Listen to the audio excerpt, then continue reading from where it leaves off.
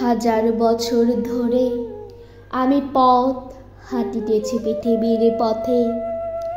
সিংহল সমুদ্র থেকে নিশীথের অন্ধকারে মালয় সাগরে অনেক ঘুরেছি আমি।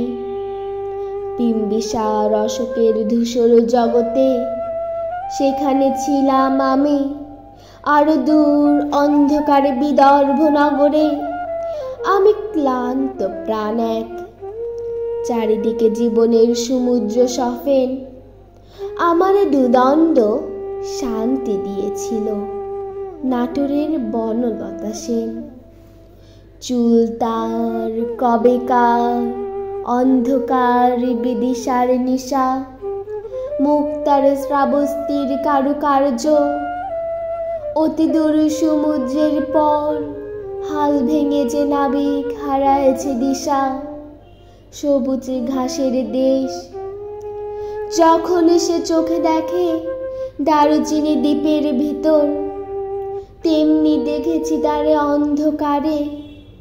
বলেছে সে, এতদিন কোথায় ছিলেন? পাখির নীরের মতো চোখ তুলে নাটোরের বনলতা সেন। সমস্ত দিনের শেষে শিশিরের শব্দের মতন সন্ধ্যা আসে। ডানা রৌদ্রের গন্ধ মুছে ফেলে চিল। পৃথিবীর সব রং নিভে গেলে পাণ্ডুলিপি করে আয়োজন।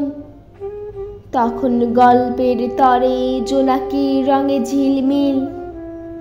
সব পাখি ঘরে আসে, সব নদী ফুরায় জীবনের সব লেনদেন।